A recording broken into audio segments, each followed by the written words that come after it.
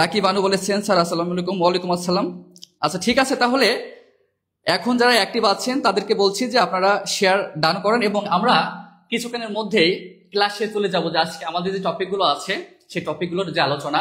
এবং আমরা যে পদ্ধতিতে আজকের ক্লাসটা শুরু করব সেটা হলো যে আমাদের বেশ কিছু প্রশ্ন থাকবে সাহিত্য, ব্যাকরণ, মুখস্থ অংশ থেকে। প্রথমত আমরা চেষ্টা করব আপনাদের থেকে জানা যে আপনাদের জ্ঞানের পরিধি কতটুকু, তারপর আমরা সেটাকে চুলচেরা ব্যাখ্যা বিশ্লেষণ, এবং এখানে তো বলাই হচ্ছে যে এটা একটা গবেষণামূলক ক্লাস এবং সেই পর্যায়ে আমরা নিয়ে যাব। এবং আশা করি একটা উদাহরণ থেকে, একটা টপিক থেকে আপনারা অনেকগুলো সমস্যার সমাধান খুঁজে পাবেন। চলুন শুরু করি।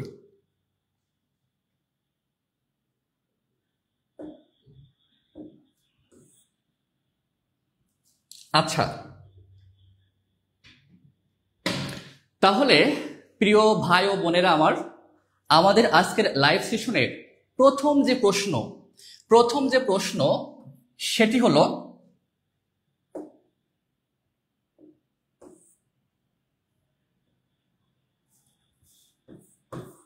ওষ্ঠ বর্ণ কোনগুলো? অর্থাৎ আমরা প্রথম যে প্রশ্নটা রেখেছি সেটা ধ্বনি বা বর্ণ থেকে, এবং আপনারা বিভিন্ন চাকরির পরীক্ষার যে প্রশ্নগুলো সেগুলো যদি অ্যানালাইসিস করেন তাহলে দেখবেন যে প্রায়শই এই ধ্বনি বা বর্ণ থেকে অসংখ্য প্রশ্ন অসংখ্যবার এসেছে। এই জন্য এই যে ধ্বনিতত্ত্বের ধ্বনি বা বর্ণ সম্পর্কিত যে আলোচনাগুলো আছে এটা খুবই গুরুত্বপূর্ণ। আজকে এই জন্যই আমরা প্রথম প্রশ্ন হিসেবে রেখেছি একটা ধ্বনি বা বর্ণ তত্ত্ব থেকে। এখন আমাদের প্রথম প্রশ্ন হলো ওষ্ঠ বর্ণ কোনগুলো? এখানে কিন্তু অপশন ক তে দেওয়া আছে ট ঠ ড ঢ, খ তে দেওয়া আছে প ফ ব ভ ম, গ তে দেওয়া আছে ক খ গ ঘ উ, আর ঘ তে দেওয়া আছে চ ছ জ ঝ ইয়। এখন প্রিয় ভাই ও বোনেরা, আপনাদের কাছে আমার একটা অনুরোধ থাকবে, এই যে প্রথম যে প্রশ্নটা, এই প্রশ্নের উত্তর আসলে কি হতে পারে দ্রুত একটু কমেন্ট করে জানান, তারপরে আমরা এটাকে বিশ্লেষণ করব। দ্রুত কমেন্ট করে জানাই যে ওষ্ঠ বর্ণ কোনগুলো, ক খ গ ঘ কোনটা, এবং উত্তর লেখার সময় অবশ্যই দাগ নম্বর এবং তার অপশন দেবেন যে এ নাকি বি নাকি সি নাকি ক নাকি খ। আবু সাইদ বলেছেন খ, বিউটি আক্তার বর্ষা বলেছেন বি, এমডি ইমরান খান বলেছেন খ, এমডি আসাদ সরকার বলেছেন খ, আবু হানিফ বলেছেন খ, তাহমিনা বেগম বলেছেন খ। সবাইকে অসংখ্য ধন্যবাদ, অসংখ্য ধন্যবাদ। এখন এখন চলুন আমরা, যেহেতু অনেকটা রাত হয়ে গেছে, আমরা আজকে আমাদের প্রশ্নগুলো যত দ্রুত সম্ভব আজকে শেষ করার চেষ্টা করব। এবং এটা অবশ্যই আপনারা জেনে রাখবেন যে আজকের এই ক্লাসটা শেষ পর্যন্ত যদি দেখেন তাহলে অনেকগুলো অজানা তথ্য আপনাদের অবগত হবে এবং চাকরি পরীক্ষায় আপনার স্বপ্ন পূরণের যে লক্ষ্যটা, সেই লক্ষ্যটা ছোঁয়ার ক্ষেত্রে অনেক কাজে লাগবে। তাহলে অনেকেই উত্তর দিয়েছেন, সবাইকে মোটামুটি অসংখ্য ধন্যবাদ। এখন আমরা একটু ব্যাখ্যায় যাই। আমাদের এই যে ওষ্ঠ, প্রথমত জানতে হবে যে ওষ্ঠ মানে কি। ওষ্ঠ মানে হচ্ছে ঠোঁট। ওষ্ঠ মানে কি? ঠোঁট। এখন এই যে আমরা যে কথাগুলো বলি, যে ধ্বনিগুলো উচ্চারণ করি, সেগুলো আসলে কোথা থেকে আসে? আমাদের কিন্তু একটা ফুসফুস আছে, ফুসফুস থেকে তাড়িত বায়ু, কি বললাম, ফুসফুস থেকে তাড়িত বায়ু যখন আমাদের এই কণ্ঠনালীর ভিতর দিয়ে প্রবেশ করে, এবং আমাদের এই কণ্ঠে কিন্তু একটা সরু কাঁটার মতো আছে এরকম। তো যখন ফুসফুস থেকে বায়ু তাড়িত হয়ে এই কণ্ঠনালীর ভিতর দিয়ে যখন প্রবেশ করে, তখন এই এই যে দুইটা সরু কাঁটা, এই দুইটা কাঁটাতে কিন্তু ধাক্কা লাগে, আর ধাক্কা লাগার পরে কিন্তু সেই ধ্বনিগুলো আমাদের মুখ বিবর অথবা নাসিকা দিয়ে বাইরে বের হয়, আর ওটাকে আমরা কি বলি? ধ্বনি। তাহলে ফুসফুস থেকে তাড়িত বায়ু কণ্ঠনালীর ভিতর দিয়ে মুখ বিবর অথবা নাসিকার মধ্য দিয়ে বাইরে প্রবেশ করার যে বিষয়, সেটাকে বলা হচ্ছে ধ্বনি। সেটাকে কি বলা হচ্ছে? ধ্বনি। আর এই ধ্বনির লিখিত রূপ, অর্থাৎ আমরা বলি ধ্বনি, কিন্তু যখন আমরা লিখি তখন সেটাকে কি বলা হয়? তখন সেটাকে বলা হয় বর্ণ। তাহলে আমাদের আজকের প্রশ্ন হলো যে ওষ্ঠ বর্ণ কোনগুলো? আমরা ইতপূর্ব জেনেছি, বা আজকে আরো একটু ক্লিয়ার হব, যে উচ্চারণ স্থান অনুযায়ী আমরা যে ধ্বনিগুলো উচ্চারণ করি তার কিন্তু স্থান ভেদ আছে। যেমন আমরা আমাদের যে ধ্বনিগুলো আছে, কিছু কিছু আছে কণ্ঠ দিয়ে আমরা উচ্চারণ করি, কিছু কিছু আছে যে আমরা ওষ্ঠ স্পর্শ করে করি। তো সবকিছু মিলায়ে উচ্চারণের যে জায়গাগুলো আছে বেশ কয়েকটা স্থান আছে, সেই স্থানগুলো নিয়ে আমরা আলোচনা করব। যেমন অনেকেই বলেছেন যে ওষ্ঠ বর্ণ কোনগুলো, বা এখানে বলা হচ্ছে যে প ফ ব ভ ম, কিন্তু ওষ্ঠ কেন হলো সেটা আমাদের জানতে হবে। তো বিশেষ করে আমাদের যে ধ্বনিগুলো আমরা উচ্চারণ করি, দেখেন আমরা যদি প ফ ব ভ ম এই যে 5টা বর্ণ উচ্চারণ করলাম, এই 5টা বর্ণ কিন্তু আমাদের এই যে ওষ্ঠ, ওষ্ঠ মানে কিন্তু এই যে এই অংশটাকে বলা হয়, আর অধর এই নিচের ঠোঁটটাকে বলা হয়, দুইটা মিলে ঠোঁট। তাহলে ওষ্ঠ আর অধর দুইটা কিন্তু আলাদা। ওষ্ঠ বলা হয় উপরের অংশটাকে, আর অধর বলা হয় নিচের অংশটাকে, এই দুইটা মিলে হচ্ছে ঠোঁট। এখন ফুসফুস থেকে তাড়িত বায়ু বা যে ধ্বনিগুলো বের হওয়ার সময় আমাদের এই দুইটা ঠোঁটে স্পর্শ লাভ করার পরে বের হয়, সেইগুলোকে বলা হয় ওষ্ঠধ্বনি বা ওষ্ঠ ব্যঞ্জন। যেহেতু এখানে সবগুলোই ব্যঞ্জন বর্ণ আছে, কি আছে, সবগুলোই ব্যঞ্জন বর্ণ, তাহলে আমরা এখানে ব্যঞ্জন বর্ণটাকেই জাস্ট ক্লিয়ার করার চেষ্টা করব। এখন দেখি যে ওষ্ঠ বর্ণগুলো কি কি আছে। দুটি ঠোঁটের স্পর্শে,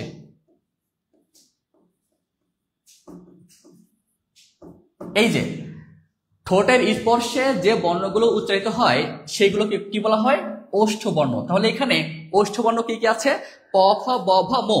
তাহলে এখন এই যে ক খ গ ঘ উ, এইগুলো কি বর্ণ? দেখেন আমরা যখন ক খ গ ঘ উ বলি তখন কিন্তু এই কণ্ঠের মাধ্যমে উচ্চারণ করি, ক খ গ ঘ উ। তাহলে এইগুলোকে আমরা কি বলবো, কণ্ঠ ব্যঞ্জন। এগুলোকে কি বলবো, কণ্ঠ ব্যঞ্জন। কি বলবো, কণ্ঠ ব্যঞ্জন। অর্থাৎ একটা উদাহরণের মধ্য দিয়েই আমরা বাকিগুলো সমাধান করার চেষ্টা করব। এইবার দেখেন এই যে চ ছ জ ঝ ইয়, এই যে জিহ্বার অগ্রভাগ একটু প্রসারিত হয়ে দন্তমূলের একটু উপরে যে তালু আছে সেই তালুতে স্পর্শ করে কিন্তু চ ছ জ ঝ ইয় এই বর্ণগুলো বা ধ্বনিগুলো উচ্চারিত হয়। এই জন্য এগুলোকে আমরা কি বলবো, তালব্য বর্ণ। কি বলবো, তালব্য বর্ণ বা তালব্য ব্যঞ্জন। এগুলো আপনাদের সামনে যদি খাতা থেকে অবশ্যই নোট করে রাখেন, এটা কিন্তু পরবর্তীতে অনেক কাজে আসবে।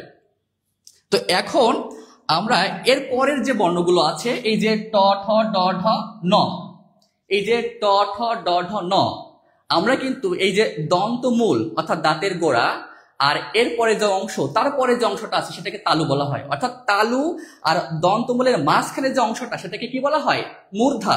দেখবেন যে ট ঠ ড ঢ ন এই বর্ণগুলো বা ধ্বনিগুলো উচ্চারণ করার সময় আমরা কিন্তু দাঁতের যে গোড়া আর তালুর মাঝামাঝিতে একটা ধাক্কা লাগে, এই জন্য এই বর্ণগুলোকে বলা হয় মূর্ধন্য। কি বলা হয়, মূর্ধন্য ব্যঞ্জন। কি বলা হয়, মূর্ধন্য ব্যঞ্জন। তাহলে দেখেন যে আমাদের প্রশ্ন ছিল ওষ্ঠ বর্ণ। ওষ্ঠ বর্ণ হচ্ছে যে বর্ণ বা ধ্বনিগুলো দুইটা ঠোঁটের স্পর্শের মাধ্যমে উচ্চারিত হয়, সেগুলো ওষ্ঠ বর্ণ বলে। তার উত্তরটা আমরা পেয়ে গেলাম। কিন্তু এই যে ট ঠ ড ঢ ন, তাহলে এগুলো কি হতে পারে, যদি পরীক্ষায় আসে কি লিখবো, এগুলো লিখবো মূর্ধন্য ব্যঞ্জন। কারণ দন্তমূল আর তালুর মাঝামাঝি যে অংশটা সেটাকে বলে মূর্ধা। আর আমরা যখন এই ট ঠ ড ঢ মূর্ধন্য উচ্চারণ করি তখন এই জিহ্বার অগ্রভাগ ওই মূর্ধার সাথে ধাক্কা খায়, তারপরে উচ্চারিত হয়। এই জন্য এই বর্ণগুলোকে কি বলবো, মূর্ধন্য ব্যঞ্জন। আর এদিকে ক খ গ ঘ এই ব্যঞ্জন ধ্বনিগুলো কণ্ঠ দিয়ে উচ্চারিত হয়, যার জন্য এগুলোকে বলবো কণ্ঠ ব্যঞ্জন। আর চ ছ জ ঝ ইয় এইগুলো তালুর সাথে স্পর্শ হয়ে তারপর উচ্চারিত হয়, এই জন্য এগুলোকে কি বলবো, তালব্য ব্যঞ্জন। তাহলে মোটামুটি আমাদের এক দিকের যে প্রশ্ন সেটা হচ্ছে ওষ্ঠবর্ণ কোনগুলো আমরা পেয়ে গেলাম, প ফ ব ভ ম। বিশেষ করে আমাদের যে শিশুরা, এই শিশুরা কিন্তু এই স্তরের বর্ণগুলো আগে শিখে। প্রশ্ন হতে পারে যে শিশুরা কোন বর্ণগুলো আগে উচ্চারণ করে। দেখবেন যে পাপা, মামা, বাবা এই টাইপের যে শব্দগুলো আছে এগুলো কিন্তু শিশুরা প্রথম উচ্চারণ করে। এরকম প্রশ্ন হতে পারে বা বিগত বিভিন্ন জায়গায় কিন্তু আসতে দেখা গেছে যে শিশুরা ধ্বনির কোন জায়গাগুলো আগে প্র্যাকটিস করে বা আগে বলে, আর সেটার উত্তর হচ্ছে প ফ ব ভ ম। আশা করি এই টপিকটা বা প্রথম যে প্রশ্নটা সেটা আপনারা বুঝতে পেরেছেন কিনা একটু বলেন কমেন্ট করে। আচ্ছা, তাহলে আমরা এর পরের প্রশ্নে চলে যাই। আমাদের দ্বিতীয় প্রশ্নটি হলো কোনটি তদ্ভব শব্দ। অর্থাৎ এই প্রশ্নটা কিন্তু শব্দ থেকে বা শব্দ তত্ত্ব থেকে আমরা চয়ন করেছি এবং খুবই গুরুত্বপূর্ণ। আমরা বিগত বোর্ড বা বিভিন্ন পরীক্ষা যদি অ্যানালাইসিস করি তাহলে দেখবো যে অধিকাংশ ক্ষেত্রে কিন্তু এই শব্দ থেকে প্রশ্ন আসতে দেখা গেছে। তো আজকে আমাদের যে প্রশ্নটি সেটা হচ্ছে কোনটি তদ্ভব শব্দ। দ্রুত আমরা একটু কমেন্ট করব যে ক সূর্য আছে, খ চাঁদ আছে, গতে চন্দ্র আছে, ঘতে গগন আছে। এই চারটা অপশনের মধ্যে তদ্ভব শব্দ কোনটি, একটু দ্রুত কমেন্ট করি, দ্রুত কমেন্ট করি।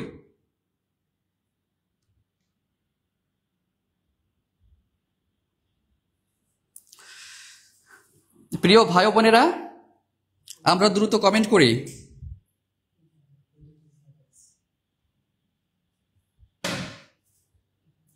আচ্ছা, আবু সাইদ বলেছেন 2 গ। সেতু সরকার বলেছেন চাঁদ, সেতু সরকার চাঁদ। এরপর এমডি এম খান বলেছেন আলহামদুলিল্লাহ। আচ্ছা, ধন্যবাদ। খাইজুল বেগম বলেছেন 2 খ। শ্রাবণী খান বলেছেন খ। সত্যের পদ বলেছেন জি। আচ্ছা, সবাইকে ধন্যবাদ। সবাই একটু কমেন্ট করেন এবং কমেন্ট করার পরে আমি যখন কমেন্ট করতে বলবো তখন আপনারা কমেন্ট করবেন। কিন্তু কমেন্ট করা শেষ হয়ে গেলে আমি যেটা বোঝাচ্ছি বা যে বিষয়টা উপস্থাপন করতেছি সেটা বোঝার চেষ্টা করবেন। তা না হলে দেখা যাচ্ছে যে আমার কথাগুলো দেখা যাচ্ছে একটু পরে শুনবেন বা বিষয়টা একটু অন্যদিকে যাবে। এই জন্য যখন কমেন্ট করতে বলবো কমেন্ট করবেন, থামতে বললে তারপর আমরা যে বিশ্লেষণ আছে, গবেষণা আছে সেদিকে আগাবো। তাহলে অনেকেই মোটামুটি উত্তর দিচ্ছেন, সবাইকে অসংখ্য ধন্যবাদ। কেউ চাঁদ বলতেছেন, কেউ গ বলতেছেন। যাই হোক, এখন আমরা মোটামুটি একটু ব্যাখ্যায় যাই। দেখেন, এই প্রশ্নটা কিন্তু শব্দ থেকে, কি থেকে? শব্দ থেকে। এখন এই শব্দকে কিন্তু 4টা ভাগে ভাগ করা যায়।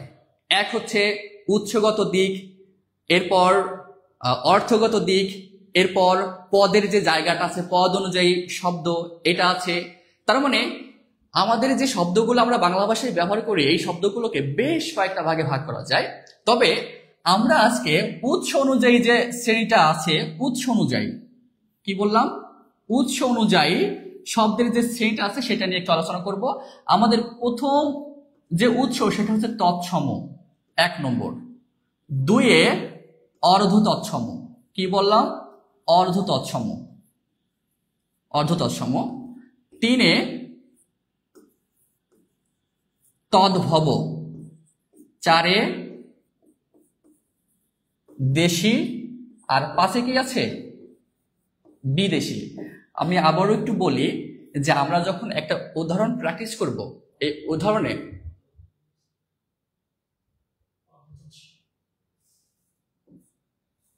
দুঃখিত, এখানে একটু বানানোর সমস্যা হচ্ছে। অর্ধ তৎসম। আচ্ছা, তো যেটা বলছিলাম যে আমরা যে উদাহরণটা প্র্যাকটিস করব শুধু ওইটাই না, ওর পাশাপাশি বাকি যে অপশনগুলো কেন হলো না তারও চলছে ব্যাখ্যা বা বিশ্লেষণ করব। আমাদের শব্দের যে উৎসগত দিক আমরা 5 ভাগে ভাগ করি। তার মধ্যে তৎসম, অর্ধ তৎসম, তদ্ভব, দেশি, বিদেশি। এখন অনেক সময় আধুনিক ব্যাকরণে কিন্তু এই অর্ধ তৎসমটাকে অনেকটা উঠাইয়াই দিয়েছে। আমরা বলতে পারি তৎসম, তদ্ভব, দেশি, বিদেশি। এখন এই তৎসম মানে হলো সংস্কৃত থেকে সরাসরি যে শব্দগুলো বাংলায় এসে ব্যবহৃত হয়েছে সেগুলোকে বলা হচ্ছে তৎসম বা সংস্কৃত। আর এরপরে আমাদের আজকের যে অনেকেই উত্তর করেছেন যে খ, অনেকেই গ, কিন্তু আসলে প্রকৃত উত্তর কোনটা হবে সেটা আমরা এখন ব্যাখ্যা করব। তাহলে আমরা জানলাম যে তৎসম মানে সংস্কৃত থেকে যে শব্দগুলো আমাদের ভাষায় সরাসরি এসেছে সেগুলো তৎসম শব্দ বলা হচ্ছে। তদ্ভব, আর তদ্ভবটা হচ্ছে এরকম, তদ্ভব, তদ্ভব মূলত কয়েকটা প্রক্রিয়ার মধ্য দিয়ে আমাদের বাংলা ভাষায় এসেছে। এক হচ্ছে সংস্কৃত, তারপর প্রাকৃত, আর তারপরে গিয়ে তদ্ভব। তাহলে এটা আমরা একটু বুঝি। অর্থাৎ তদ্ভব হচ্ছে প্রথমত একটা শব্দ সংস্কৃতে থাকে, তারপর সেটা প্রাকৃতে যায়, আর সর্বশেষে সে তদ্ভবতে এসে রূপান্তরিত হয়। যেমন সংস্কৃত একটা শব্দ, সংস্কৃত একটা শব্দ যদি আমরা বলি হস্ত, অর্থাৎ সংস্কৃত শব্দ হস্ত, সেটা বিকৃত হয়ে বা পরিবর্তিত হয়ে কি হয়েছে? হত্থ। কি হয়েছে? হত্থ। আর এই হত্থ থেকে তদ্ভব প্রক্রিয়া এসে হয়েছে হাত। কি হয়েছে? হাত। তাহলে এই হাত হচ্ছে এই হস্ত এর তদ্ভব রূপ। ঠিক একইভাবে এখানে কিন্তু চন্দ্র, এই চন্দ্র কিন্তু একটা সংস্কৃত শব্দ, চন্দ্র। আর এই সংস্কৃত চন্দ্রকে প্রাকৃতে এসে হয়ে গেছে চন্দ। কি হয়ে গেছে? চন্দ। এরপর তদ্ভবতে এসে হয়ে গেছে চাঁদ। কি হয়ে গেছে? চাঁদ। তাহলে আপনারা তো বুঝতেই পেরেছেন যে এখানে উত্তর কি হতে পারে, যে কোনটি তদ্ভব। তদ্ভব হচ্ছে সংস্কৃত মূল যে শব্দটা সেটা প্রাকৃতের মধ্য দিয়ে বাংলায় যে নতুনত্ব বা নতুন করে প্রকাশিত হয় ওটাকে বলা হয় তদ্ভব। তাহলে এখানে তদ্ভব শব্দ কোনটি? এই যে উত্তর হবে খ। যারা খ উত্তর দিয়েছেন তাদেরকে অসংখ্য ধন্যবাদ, অসংখ্য ধন্যবাদ। যারা ক বা গ বলেছেন তাদেরকে বলছি যে এই বিষয়টা একটু ভালো করে বোঝেন যে চাঁদ কেন হলো। আমি আবারও বলি, এই যে তদ্ভব, তদ্ভব হচ্ছে প্রথমত শব্দটা সংস্কৃত থাকবে, প্রাকৃতের মধ্য দিয়ে তদ্ভবে আসবে, বা তদ্ভবকে খাঁটি বাংলাও বলা হয়। তাহলে আমাদের মূল যে শব্দটা সেটা হচ্ছে চন্দ্র, মানে তৎসম, সংস্কৃত বা তৎসম। তারপরে সেইটা প্রাকৃতের মধ্য দিয়ে হয়ে গেছে চন্দ। কি হয়ে গেছে? চন্দ। এরপরে তদ্ভব বা আমাদের আধুনিক যে খাঁটি বাংলা সেটাতে হয়ে গেছে চাঁদ। আর এই জন্য কোনটি তদ্ভব শব্দ? উত্তর কি হবে? চাঁদ। উত্তর কি হবে? চাঁদ। আর এখানে এই যে সূর্য, সূর্য কিন্তু একটা তৎসম শব্দ। কি শব্দ? তৎসম শব্দ। এর কোনো তদ্ভব রূপ নেই, সূর্যকে আমরা সূর্যই বলি। এরপর চন্দ্র, চন্দ্রকে তো আমরা চাঁদ বলেছি, তদ্ভব উত্তর পেয়েছি, এটা পেলাম। গগন, গগন কিন্তু আকাশ, যার আর্থিক মানে আক্ষরিক অর্থ, এটাও কিন্তু একটা তৎসম শব্দ, কিন্তু গগনকে কিন্তু আমরা গগনই বলি। তার মানে এই সূর্য আর গগন তৎসম শব্দ বা সংস্কৃত শব্দ, তারা যে ভাষায় মানে ওই ভাষায় যেভাবে ব্যবহার করে ঠিক এইভাবেই আসছে। এটাকে পরে আর প্রাকৃতির মধ্যে কোনো পরিবর্তন হয় না, সূর্যকে আমরা সূর্যই বলি আর গগনকে গগনই বলি। কিন্তু এই যে চন্দ্র সংস্কৃত, সেটা প্রাকৃতির মধ্যে দিয়ে হয়েছে কি তদ্ভবতে এসে হয়ে গেছে চাঁদ। এই জন্য কোনটি তদ্ভব শব্দ? চাঁদ। আমি একটু জানতে চাচ্ছি যে আমার ক্লাসটা আসলে আপনারা ঠিকঠাক বুঝতেছেন কিনা, এটা একটু বলেন যে আমার ক্লাসটা, আমার উপস্থাপনটা আপনারা ঠিক ঠিক বুঝতেছেন কিনা, বা আমি আপনাদের অন্তর পর্যন্ত যাইতে পারতেছি কিনা, একটু কমেন্ট করে জানান।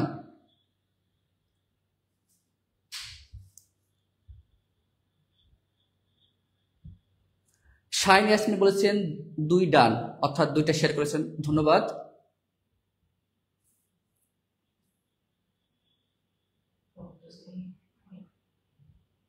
আচ্ছা, তাহলে আমরা পরের প্রশ্নে যাই।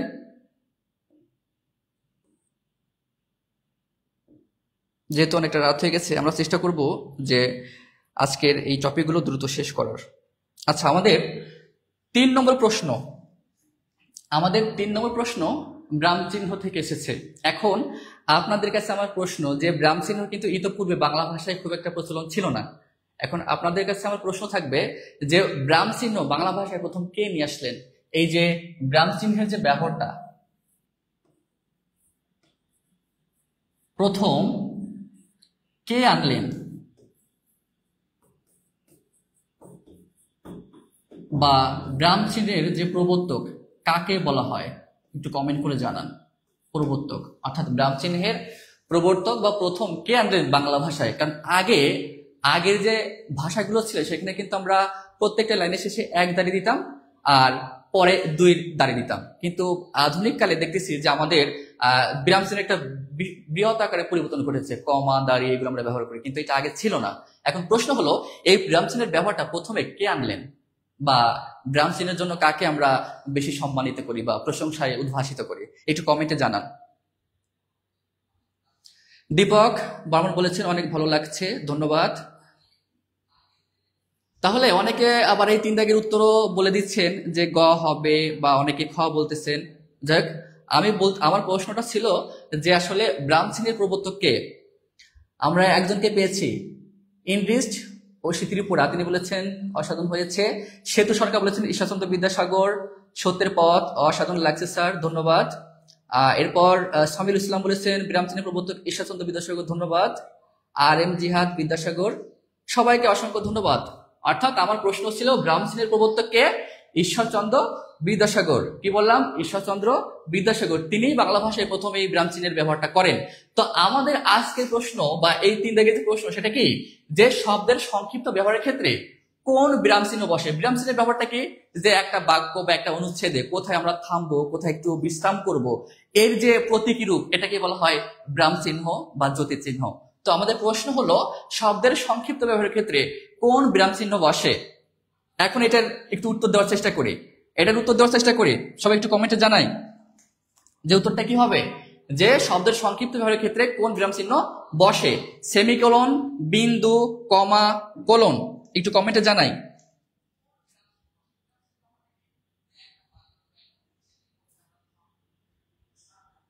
আর কিছু তথ্য দিয়ে রাখি, এই যে সেমিকোলন, এই সেমিকোলন কিন্তু ইংরেজি শব্দ। এই যে কমা, কোলন, অর্থাৎ ইংরেজি ভাষার এই বিষয়গুলোকে ট্রান্সলেট করে বাংলা এনেছেন কিন্তু ঈশ্বরচন্দ্র বিদ্যাসাগর। কিন্তু এখন বিষয় হলো, এই যে সেমিকোলন তো একটা ইংরেজি শব্দ, এর বাংলা কি? তারপরে যে কমা তো একটা ইংরেজি শব্দ, এর বাংলা কি? এরপরে যে কোলন তো একটা ইংরেজি শব্দ, এর বাংলাটা কি? সেমিকোলনটাকে আমরা প্রতীক হিসেবে কিভাবে লিখি? এইভাবে। বিন্দুকে আমরা কিভাবে লিখি? এইভাবে। কমাকে কিভাবে লিখি? এইভাবে। আর কোলনকে কিভাবে লিখি? তা প্রতীকী চিহ্ন একটু ভালো করে দেখি। এটা হচ্ছে সেমিকোলন, এটা বিন্দু, এটা কমা, আর এটা হচ্ছে কোলন। কিন্তু আমার প্রশ্ন হলো, একটু মৌলিক বিষয়গুলো আমাদের জানা উচিত। যেমন সেমিকোলন তো একটা ইংরেজি, তাহলে বাংলা এর অর্থটা কি হবে? এরপর বিন্দুটা ঠিকই দেওয়া আছে, বিন্দুর ইংরেজি হচ্ছে ডট, এটা ঠিকই দেওয়া আছে।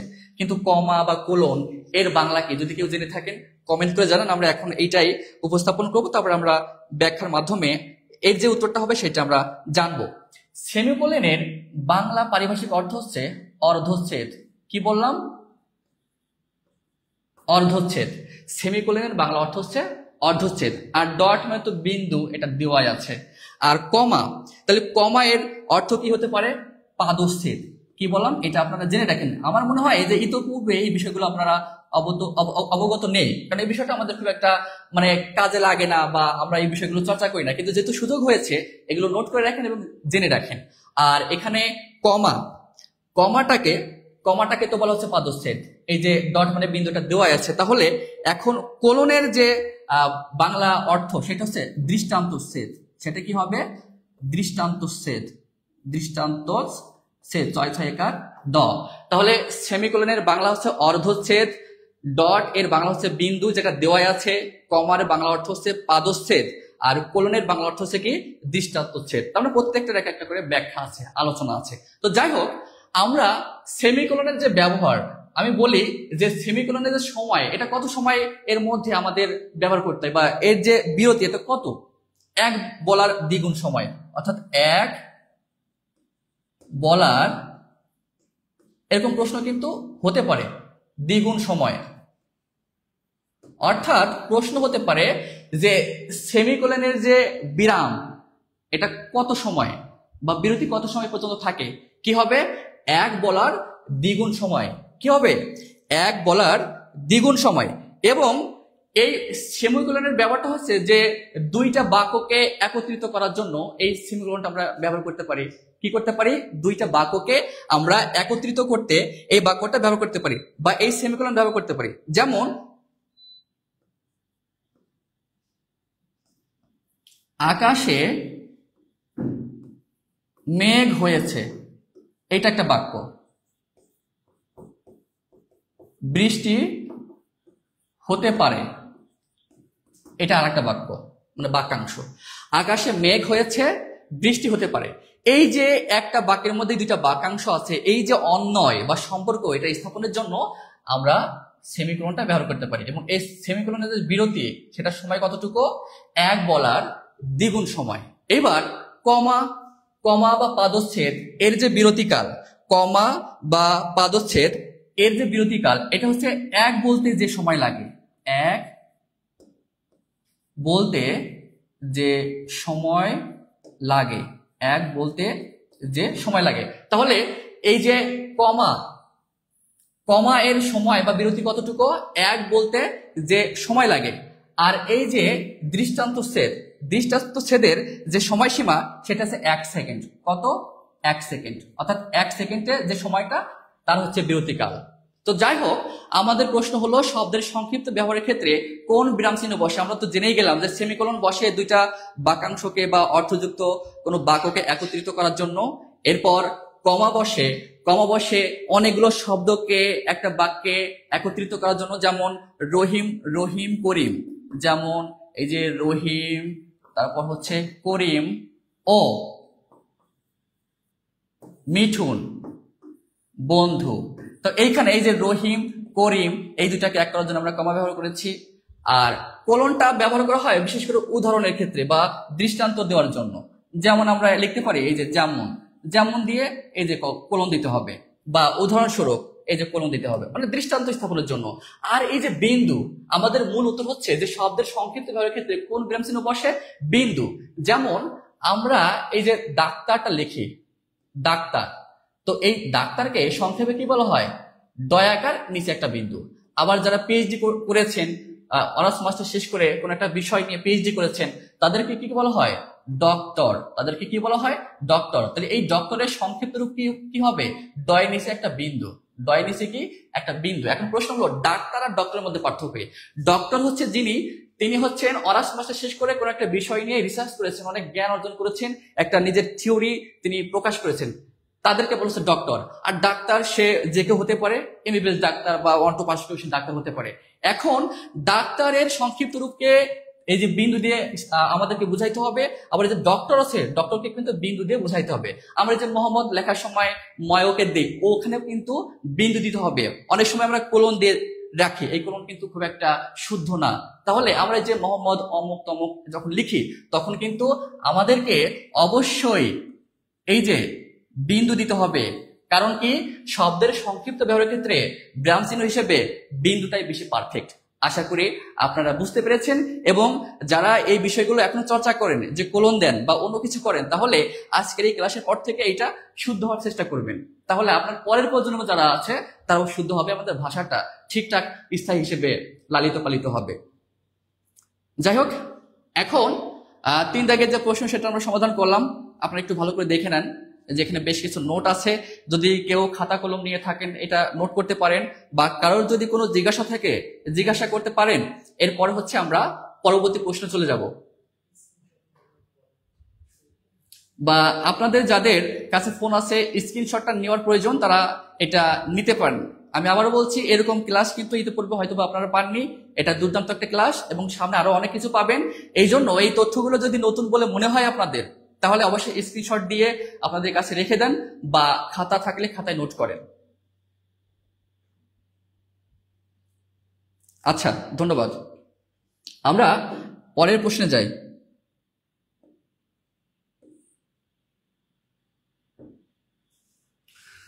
পরের প্রশ্নটা আমাদের এই যে মুখস্থ যে অংশগুলো আছে তার মধ্যে অন্যতম সমার্থক শব্দ।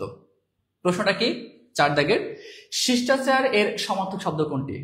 প্রিয় ভাই ও বোন, আপনারা এই উত্তরটা অবশ্যই কম বেশি সবাই জানেন। আমি প্রথমত চাচ্ছি যে আপনারা মোটামুটি এই যে উত্তরটা, এটা একটু দেওয়ার চেষ্টা করেন। উত্তর দেওয়ার সময় অবশ্যই এই যে 4-এর ক খ গ ঘ এটাও দিতে পারেন, আবার 4 লিখে ABCD সেটাও দিতে পারেন, আপনাদের সুবিধা মতো দেন। কিন্তু আমি চাচ্ছি যে দ্রুত এই প্রশ্নের যে উত্তরটা কি হতে পারে আপনার মতে, সেটা একটু আমাদের লিখে দেখান। আমাদের এখানে আফসানা বলেছেন 8 গ, ধন্যবাদ। এরপর আফসানা সদাচার, ধন্যবাদ। বলেছি যে প্রথমত এই যে প্রশ্নের দাগ নম্বর এবং অপশন যেটা সেইটা, তা না হলে বোঝা যায় না যে আসলে আপনি কোন গটা বা কোন দাগের ঘটা বলছেন। আচ্ছা, এরপরে RM জিহাদ বলেছেন 8 গ, MST ববি বলেছেন 8 গ, আহনাফ বলেছেন গ, অনেকেই বলছেন আর কি। সাবিকুল ইসলাম বলেছেন ক্লাসের PDF চাই। আচ্ছা, চেষ্টা করব দেওয়ার। এরপর তাহমিনা বেগম বলেছেন 8 গ। SF ফাহমিদা বলেছেন সি, কিন্তু সি বললে হবে না, কোন দাগ সেটা আপনাকে বলতে হবে, তা না হলে কিন্তু এটা পরবর্তীতে বোঝা যায় না।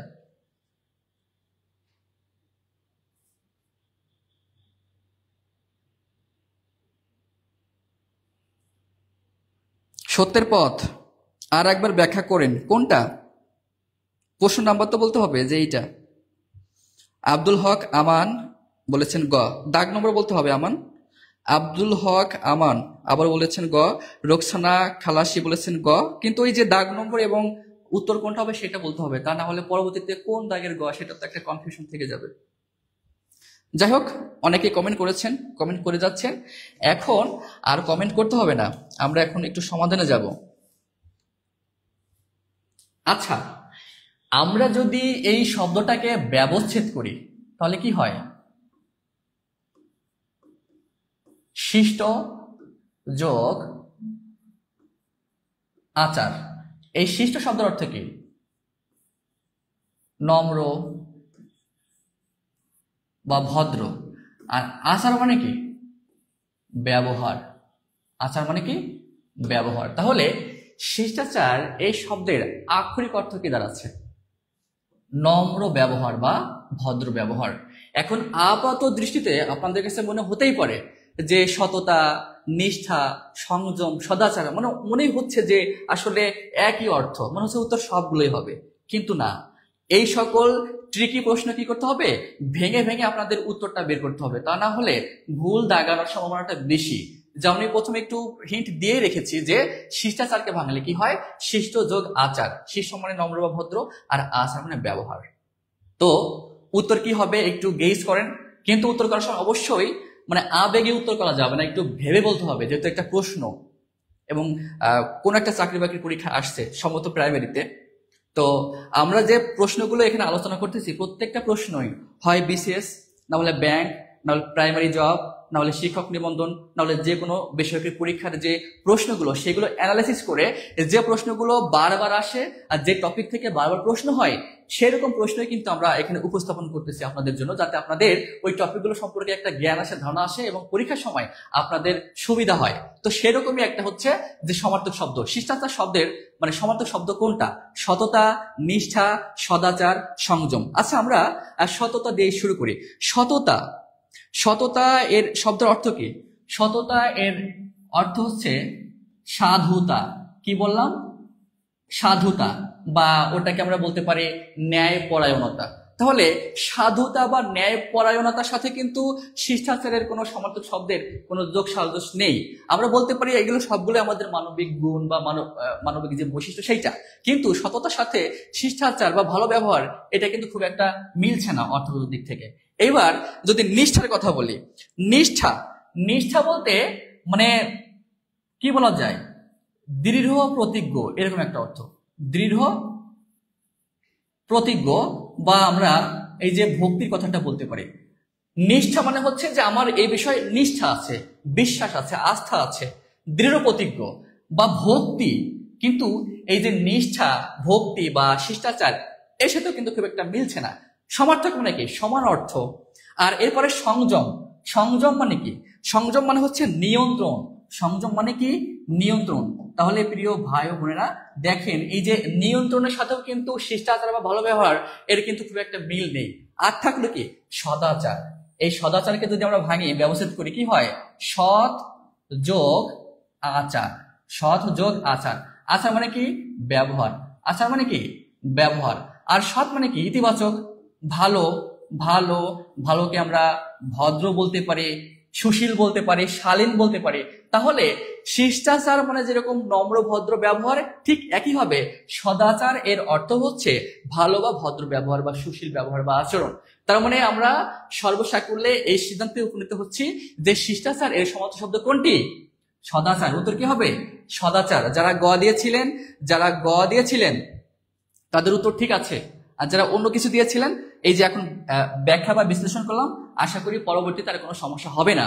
আমাদের ক্লাসগুলো কিন্তু গবেষণামূলক, অর্থাৎ আমরা শুধু একটা প্রশ্নের উত্তরই বলি না, উত্তরের ব্যাখ্যা বলি এবং বাকি যে অপশনগুলো কেন হলো না এবং ওই টপিকগুলো থেকে প্রশ্ন হতে পারে কিনা তারও কিন্তু আমরা একটা চুলচেরা বিশ্লেষণ আপনাদেরকে তুলে দিচ্ছি। এটা কিন্তু আপনাদের বড় একটা পাওয়া আমি মনে করি। এবং আমাদের এই লাইভ সেশনে এই টিউটোরিয়াল যে শিক্ষকগুলো আছেন তারা কিন্তু দেশ বর্ণ শিক্ষক, প্রত্যেকেই অভিজ্ঞ দীর্ঘ বছরের, এবং তারা কিন্তু খেটে আপনাদের জন্য এই যে কষ্ট করে ক্লাস করান এবং আপনারা উপকৃত হচ্ছেন, এটা কিন্তু একটা বড় পাওয়া।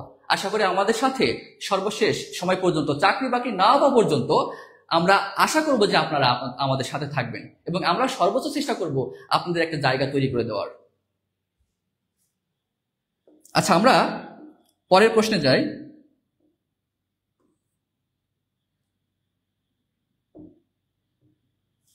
আচ্ছা, আমাদের পরের প্রশ্নটা 5 দাগ। নিচের কোনটি প্রত্যয় সাধিত শব্দ? নিচের কোনটি প্রত্যয় সাধিত শব্দ? একটু দ্রুত উত্তর দেওয়ার চেষ্টা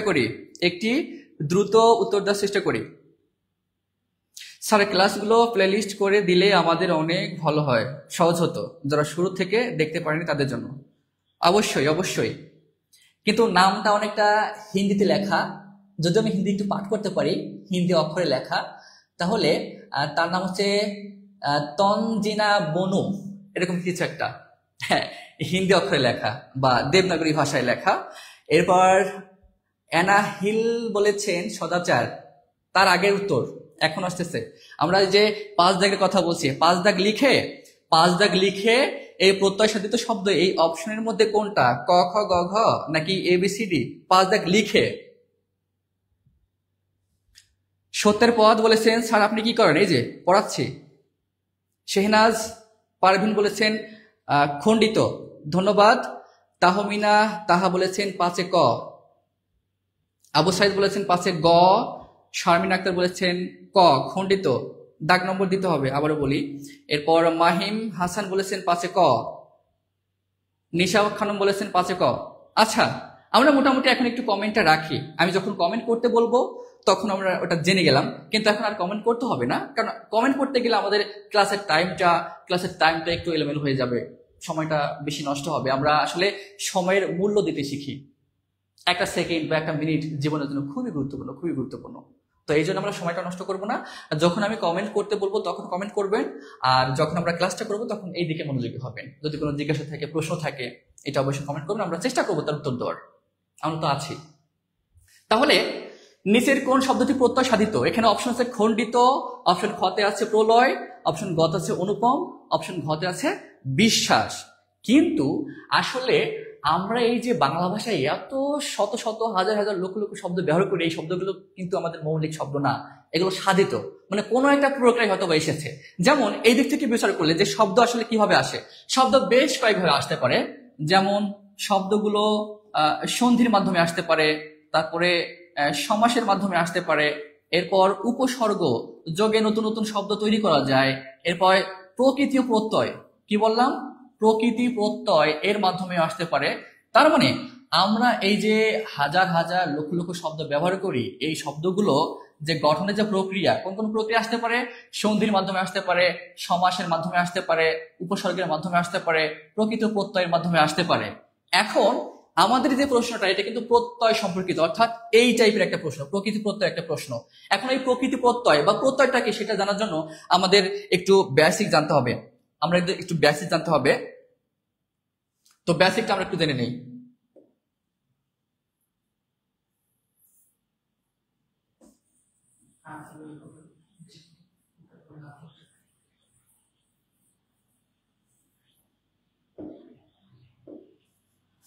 আচ্ছা, আমাদের এখনকার প্রশ্ন হলো এই যে প্রকৃতি প্রত্যয়, যেহেতু আমরা একটু আগে গ্রাম চিহ্নের ব্যাপারটা শিখেছি, এই যে এটাকে কিন্তু হাইফেন বলে, কি বলে, হাইফেন, যার অর্থ করলে হয়, মানে এটার অর্থ হচ্ছে ও, প্রকৃতি ও প্রত্যয়, ওটাকে সংক্ষিপ্ত করার যে প্রক্রিয়া সেটাকে সিম্বল হিসেবে হাইফেন হিসেবে আমাদের দেখানো হয়। এটা কিন্তু একটা সমসাধিত প্রকৃতি ও প্রত্যয়, প্রকৃতি প্রত্যয়। তো যাই হোক, এই প্রকৃতি আর প্রত্যয় কি, যেহেতু প্রত্যয় প্রশ্নটা আসছে তাহলে এটা আমাদের জানতে হবে, তাহলে সুবিধা হবে বুঝতে। এখন আমরা দুইটা শব্দ নেই, মনে করেন একটা শব্দ হচ্ছে কর্তব্য, আর 2 নম্বর শব্দটা আমরা নিতে পারি রূপালী। একটু ভালো করে বুঝবেন যেন, এখান থেকে কিন্তু আমাদের বেশ কিছু মৌলিক জ্ঞান আমাদের জানা হয়ে যাবে, এবং যেগুলো পরীক্ষায় আসে এরকম কিছু। যেমন এই কর্তব্যকে যদি আমরা ভাঙি, কর্তব্যকে ভাঙলে হয় ক্রি যোগ তব্য। এখন এই ক্রিটা একটা ধাতু বা ক্রিয়ামূল, ক্রিটা কি একটা ধাতু বা ক্রিয়ামূল। তার আগে আমরা আর একটু জেনে নিই যে কর্তব্যকে ভাঙলে কি হয়, ক্রিযোগতব্য, আর রূপাকে ভাঙলে কি হয়, এই যে রূপা যোগ আলী, রূপা যোগ আলী। এখন যে শব্দগুলোকে ভাঙলে দুইটা অংশ পাওয়া যায়, একটা মূল অংশ আর একটা অতিরিক্ত অংশ, একটা মূল অংশ আর একটা অতিরিক্ত অংশ। আমাদের কিন্তু এই যে কর্তব্য, রূপালী এরকম কোনো শব্দ ছিল না, আগে ছিল কৃতব্য, রূপা, আলী, এগুলো যোগ হয়ে হয়ে আমাদের ভাষাটা সমৃদ্ধ হয়েছে শব্দে। তাহলে এই কর্তব্যকে ভাঙলাম কৃযোগতব্য দিয়ে, আর রূপালীকে ভাঙলাম রূপার আলী দিয়ে। এখন এই যে শব্দের প্রথম যে অংশটা, এই যে ক্রি আর এই যে রূপা, এই ক্রিয়া রূপা এই দুইটা অংশকে বলা হচ্ছে প্রকৃতি। অর্থাৎ শব্দকে ভাঙার পরে প্রথম যে অংশটা ওটাকে কি বলা হয়? প্রকৃতি। আর পরের যে অংশটা এই যে তব্য আর এই যে আলী, এটাকে বলা হচ্ছে প্রত্যয়। এটাকে কি বলা হচ্ছে? প্রত্যয়। তাহলে একটা শব্দকে ভাঙার পর প্রথম যে মূল বা রুট যে অংশটা ওটাকে বলা হয় প্রকৃতি, আর প্রকৃতির সাথে পরের যে অংশটা অতিরিক্ত যোগ হয় ওটাকে বলা হয় প্রত্যয়। এখন কথা হলো যে এখানে আমি কেন রুটের মতো একটা চিহ্ন দিলাম? এটা রুট না, এটাকে বলা হচ্ছে ধাতু চিহ্ন। অর্থাৎ যে শব্দগুলো ক্রিয়ামূল থেকে এসেছে ওই ক্রিয়ামূল বোঝার জন্য বা বোঝানোর জন্য আমাদের কিন্তু একটা রুট বা ক্রিয়ামূল চিহ্ন দিতে হয়। আর এই ক্রিয়ামূল চিহ্নর সাথে যে প্রত্যয়টা যুক্ত হয় ওটাকে বলা হয় কৃত প্রত্যয়। কি বলা হয়? কৃত প্রত্যয়। আর এই রূপা, রূপা তো আর কোনো ক্রিয়া না, জাস্ট একটা শব্দ, নাম শব্দ। আর এই নাম শব্দের পরে যে প্রত্যয়টা বসে ওটাকে বলা হয় তদ্ধিত প্রত্যয়। ওটাকে কি বলা হয়? তদ্ধিত প্রত্যয়। তাহলে আমরা জানলাম যে প্রকৃতি শব্দের মূল অংশ আর তার পরের যে অংশ ওটাকে প্রত্যয় বলে। এখন যদি সেটা ক্রিয়ামূল হয় তাহলে তার সাথে যে প্রত্যয় বসে ওটাকে কৃত প্রত্যয় বলে। কি বলে? কৃত প্রত্যয়। আর যদি নাম শব্দ হয় ওই প্রকৃতির সাথে যে প্রত্যয়টা বসে ওটাকে কি বলে? তদ্ধিত প্রত্যয়। এখন এই যে কৃত প্রত্যয় যুক্ত যে শব্দ ওটাকে বলা হয় কৃদন্ত শব্দ বা কৃদন্ত পদ। তাহলে কৃদন্ত পদটা আমরা বুঝে গেলাম। কৃদন্ত পদ কি? কৃদন্ত পদ হচ্ছে ক্রিয়ামূলের সাথে প্রত্যয় যুক্ত হয়ে যে শব্দটা হয় ওটাকে ক্রিয়াদন্ত পদ বলে। তার মানে এখানে কর্তব্য একটা কৃদন্ত শব্দ বা পদ। আর নাম প্রকৃতির সাথে যে প্রত্যয় যুক্ত শব্দ হয় ওটাকে বলা হয় তদ্ধিতান্ত শব্দ। তদ্ধিতান্ত শব্দ বা ধ্বনি, তদ্ধিতান্ত শব্দ। তাহলে আমরা প্রকৃতি দুইটা পালাম, একটা হচ্ছে ক্রিয়া প্রকৃতি, একটা কি ক্রিয়া প্রকৃতি, আর একটা হচ্ছে নাম প্রকৃতি। এখন নাম বুঝালে তার সাথে যে প্রত্যয় হয় ওটাকে তদ্ধিত প্রত্যয় বলে, আর ক্রিয়ার সাথে যে প্রত্যয় বসে সেটাকে কৃত প্রত্যয় বলে। এখন আমরা একটু আমাদের উত্তরের দিকে যাই। আশা করি এটা বুঝতে পেরেছেন। দেখেন ভালো করে, যদি স্ক্রিনশট নেওয়ার প্রয়োজন হয় স্ক্রিনশট নিতে পারেন। আবার যদি বুঝতে কষ্ট হয় তাহলে আমাকে জিজ্ঞাসা করতে পারেন, আমি বোঝানোর চেষ্টা করব। তাহলে আমরা মূল উত্তরে যাই।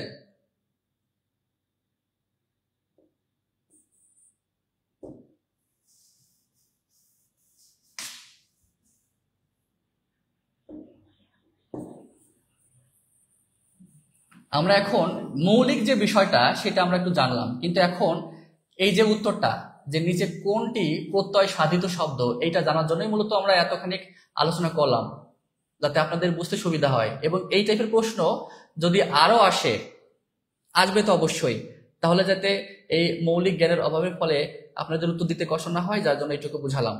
এখন দেখি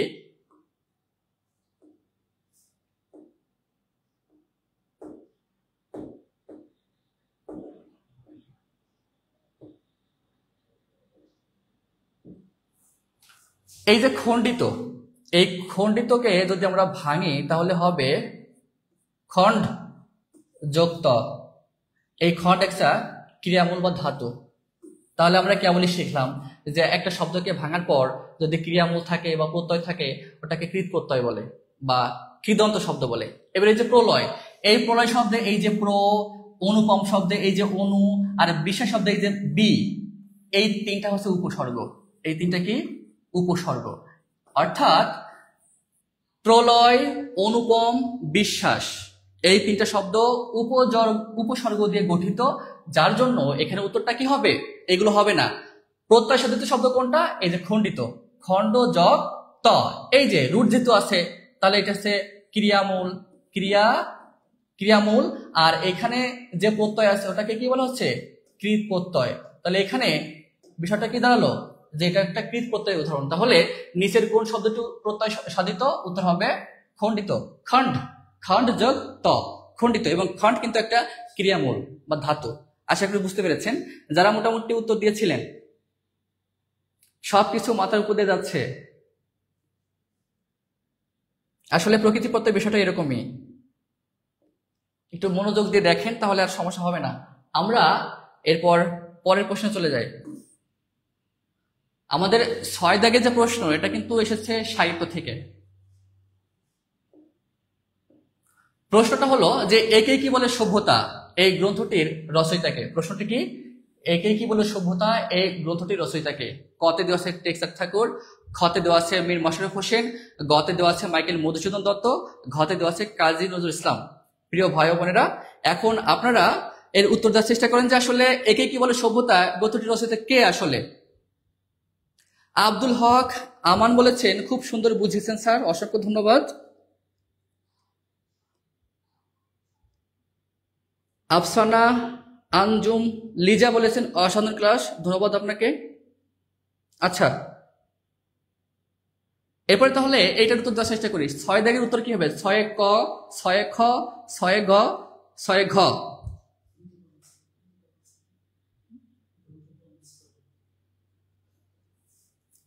দ্রুত কমেন্ট করুন, দ্রুত। আমাদের আরো বেশ কিছু প্রশ্নের উত্তর সমাধান করতে হবে, ব্যাখ্যা করতে হবে, এই জন্য আমরা সময় নষ্ট না করি, দ্রুত। একজন বলেছেন আফসানা, আফসানা লিজা বলেছেন মাইকেল মধুসূদন দত্ত, সুবর্ণা দাস বলেছেন গ, মেহরাজ বলেছেন, তাওয়াসুন বলেছেন গ, এরপর আকলিমা সরকার বলেছেন গ, আয়াত ইসলাম মাইকেল মধুসূদন দত্ত। আমি আবার অনুরোধ করব যে উত্তর দেওয়ার সময় অবশ্যই দাগ নম্বর এবং ক খ গ ঘ এরকম, অথবা ABCD এরকম দেওয়ার চেষ্টা করবেন। একে কি বলো সভ্যতা গ্রন্থটির রচয়িতা কে? টেক্সাট ঠাকুর, মীর মশাররফ হোসেন, মাইকেল মধুসূদন দত্ত, কাজী নজরুল ইসলাম। আচ্ছা, এখন উত্তরটা অনেকেই দিচ্ছেন, অনেকেই কমেন্ট করছেন, অনেকেই এক একটা উত্তর দিচ্ছেন, সবাইকে অসংখ্য ধন্যবাদ। এখন আমরা আসলে দেখবো যে উত্তরটা কি হতে পারে। আমাদের প্রথম অপশন কি আছে? টেক্সাট ঠাকুর। প্রথম অপশনটা কি আছে? টেক্সাট ঠাকুর। এখন এই টেক্সাট ঠাকুর বলতে আসলে কাকে বোঝানো হয়? কাকে বোঝানো হয়? প্যারীচাঁদ মিত্র। কাকে বলা হয়? টেক্সাট ঠাকুর, প্যারীচাঁদ মিত্র। এখন বলেন তো যে প্যারীচাঁদ মিত্র আসলে আমাদের বাংলা সাহিত্যে কেন জননন্দিত, বা তার ঐতিহাসিকতা কি? প্যারীচাঁদ মিত্রের ছদ্মনাম হচ্ছে টেক্সাট ঠাকুর, কিন্তু এখন এই টেক্সাট ঠাকুর বা প্যারীচাঁদ মিত্র আসলে কিসের জন্য বিখ্যাত? আমাদের সাহিত্যে আমরা কেন তাকে স্মরণ করি? এটা একটু দ্রুত বলেন যে প্যারীচাঁদ মিত্রকে আমরা কেন সাহিত্যে বেশি বেশি করে স্মরণ করি?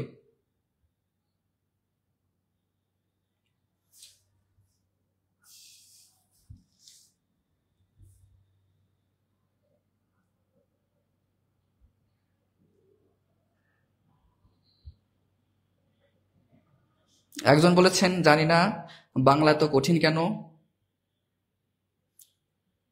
নিশা খানম 6 গ, অনিকা নুসরত দিতি 6 গ। আচ্ছা, মনিকা দে, দুঃখিত, মনিকা দে বলছেন বারবার যে স্যার আপনি আমার নাম বলেন না কেন, এই যে এখন বলছি মনিকা দে। MD হাবিবুল্লাহ তানভীর 6 ছি।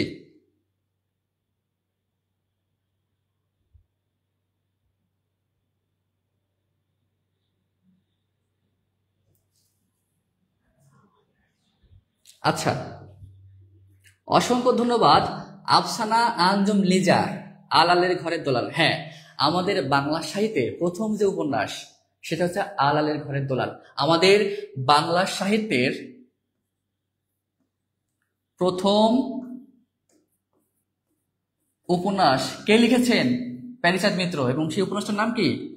আলালের ঘরের দোলাল। আলালের ঘরের দুলাল। অসংখ্য ধন্যবাদ লিজা। তাহলে প্যারীচাঁদ মিত্রকে আমরা কিভাবে চিনবো? যে বাংলা সাহিত্যের প্রথম যে উপন্যাস তিনি লিখেছেন, আর সেই উপন্যাসটার নাম কি?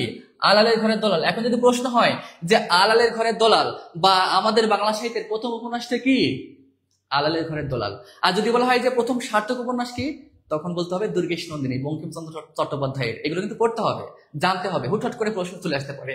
তাহলে বাংলা সাহিত্যের প্রথম উপন্যাস আলালের ঘরের দোলাল, যা লিখেছে প্যারীচাঁদ মিত্র, যার ছদ্মনাম টেক্সাট ঠাকুর।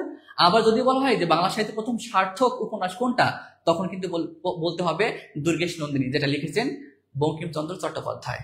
আচ্ছা, এবার মীর মশাররফকে আমরা কিভাবে চিনি? মীর মশাররফকে চিনি আমরা বিষাদ সিন্ধুর জন্য। কিসের জন্য? বিষাদ সিন্ধুর জন্য। বিখ্যাত একটা উপন্যাস এবং মুসলিম রেনেসাঁর একজন বিখ্যাত সাহিত্যিক। তাহলে মীর মোশাররফের যে রচনা সেটা কি? বিষাদ সিন্ধু। এবার কাজী নজরুল ইসলামকে চিনি আমরা বিদ্রোহী কবি হিসেবে, কি হিসেবে? বিদ্রোহী কবি হিসেবে কাজী নজরুল ইসলামকে চিনি।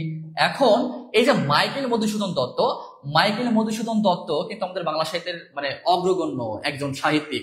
আর এই যে একে কি বলে সভ্যতা, এটা কিন্তু একটা প্রহসন। এটা কি? একটা প্রহসন। আর প্রহসন মানে হচ্ছে ব্যঙ্গাত্মক ভঙ্গিতে, ব্যঙ্গাত্মক বা হাস্যরসাত্মক নাটক, হাস্যরসাত্মক নাটক। অর্থাৎ এই প্রহসন কিন্তু নাটকেরই একটা শ্রেণী। প্রহসন হচ্ছে মানে কোন একটা নাটক যেটা ব্যঙ্গের মাধ্যমে বা হাস্যরসিকতার মাধ্যমে সমাজের একটা বাস্তবতা বোঝানো হচ্ছে, এরকম সাহিত্য বা এরকম নাটককে কি বলা হয়? প্রহসন। তো বাংলা সাহিত্যে এই যে প্রহসন প্রথম কে লিখেছেন? মাইকেল মধুসূদন দত্ত। কে লিখেছেন? মাইকেল মধুসূদন দত্ত। এই একে কি বলে সভ্যতা গ্রন্থটি রচয়িতাকে মাইকেল মধুসূদন দত্ত। এরকম প্রহসন আর একটা আছে, সেটা কি? বুড়ো শালিকের ঘাড়ে রোগ। বুড়ো শালিকের ঘাড়ে রোগ। কি বললাম? বুড়ো শালিকের ঘাড়ে রোগ, রয়চন্দ্র ওকার। তাহলে একে কি বলো সভ্যতা, এটা একটা প্রহসন। আর প্রহসনটা হচ্ছে ব্যঙ্গাত্মক বা হাস্যরসাত্মক কোন একটা বিষয়ের মধ্য দিয়ে একটা নাটক উপস্থাপন করা। আর মাইকেলের আর একটা মানে প্রচলিত বা জনপ্রিয় প্রহসন আছে, সেটা হচ্ছে বুড়ো শালিকের ঘাড়ে রো। কি বললাম? বুড়ো শালিকের ঘাড়ে রো। আর আমরা জানি যে আমাদের মহাকাব্য দুই প্রকার, একটা হচ্ছে জাত মহাকাব্য আর একটা হচ্ছে সাহিত্যিক মহাকাব্য। জাত মহাকাব্য পৃথিবীতে 4টি আছে, যেমন মহাভারত, রামায়ণ, ইলিয়াড, ওডিসি, এরকম। আর সাহিত্যিক মহাকাব্যের মধ্যে প্রত্যেক ভাষার অনেক সাহিত্যিক আছেন, তারা তাদের ভাষায় মহাকাব্য লিখেছেন। তো বাংলা ভাষায় প্রথম সার্থক মহাকাব্য কে লিখেছেন? এই মাইকেল মধুসূদন দত্ত। আর সেটা কি? বাংলা ভাষায় এই যে বাংলা ভাষায় যে সার্থক মহাকাব্য, প্রথম সার্থক মহাকাব্য কে লিখেছেন? এই মাইকেল মধুসূদন দত্ত। এবং সেই সার্থক মহাকাব্যটা কি? মেঘনাদ বধ। সেই সার্থক মহাকাব্যটা কি? মেঘনাদ বধ। তাহলে কিন্তু প্রিয় ভাই ও বোনেরা, আমরা এই একটা প্রশ্নের মাধ্যমে অনেকগুলো তথ্য কিন্তু জেনে গেলাম। যেমন একে কি বলে সভ্যতা, এটা একটা প্রহসন। এটা কি? প্রহসন। প্রশ্ন হতে পারে যে এটা কি প্রহসন, এটা কি নাটক, এটা কি কাব্যগ্রন্থ, এটা কি উপন্যাস? উত্তর কি হবে? নাটক। প্রহসন একটা নাটক। আর এটা লিখেছেন কে? মাইকেল মধুসূদন দত্ত। আর তার আর একটা প্রশ্ন আছে, সেটা হচ্ছে বুড়ো শালিকের ঘাড়েরও। এখন এই যে টেক্সার ঠাকুর হচ্ছে প্যারীচাঁদ মিত্রের ছদ্মনাম। আর প্যারীচাঁদ মিত্র সাহিত্যে কেন আমাদেরকে মানে স্মরণের জায়গায় রেখেছেন, সেটা হচ্ছে বাংলা সাহিত্যের প্রথম যে উপন্যাস আলালের ঘরে দুলাল, সেটা কিন্তু প্যারীচাঁদ মিত্র লিখেছেন। এবার মীর মোশাররফ হোসেন বাংলার মুসলিম রেনেসাঁর একজন সাহিত্যিক, এবং তার বিখ্যাত একটা উপন্যাস আছে বিষাদ সিন্ধু, কারবালার যে যুদ্ধ সেটাকে কেন্দ্র করে। তো তাকে আমরা বিষাদ সিন্ধুর উপন্যাসের মাধ্যমে চিনি। আর এরপরে কাজী নজরুল ইসলামকে সবাই আমরা কম বেশি চিনি, আমাদের জাতীয় কবি, বিদ্রোহী কবি। কিন্তু মাইকেল মধুসূদন দত্ত কিন্তু একই সাথে প্রথম বাংলা সাহিত্যের যে সার্থক মহাকাব্য মেঘনাদ বধ, তিনি কিন্তু রচনা করেছেন। আবার বাংলা সাহিত্যে প্রথম সনেট বা চতুর্দশপদী বলি যে কবিতা, তার যে প্রবর্তক কে? মাইকেল মধুসূদন দত্ত। তাহলে একটা প্রশ্নের মাধ্যমে দেখেন আমরা প্রায় 10-12টা প্রশ্নের সমাধান পেয়ে গেলাম। এবং এরকম কিন্তু প্রশ্ন হতে পারে, আমি কিন্তু এমনি বলছি না। এটা বিগত যে পরীক্ষা বা চাকরি পরীক্ষা আপনি যদি একটু অ্যানালাইসিস করেন, তাহলে দেখবেন যে এরকম প্রশ্ন কিন্তু হওয়ার হামেশা আসে।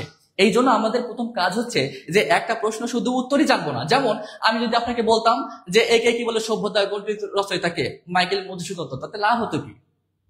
আমাদের পড়তে হবে টেক্সার ঠাকুর কেন হলো না বা তার সম্পর্কে, মীর মোশাররফ হোসেন কেন হলো না তার সম্পর্কে আমাকে জানতে হবে, কাজী নজরুল ইসলাম কেন হলো না তার সম্পর্কে আমাকে জানতে হবে।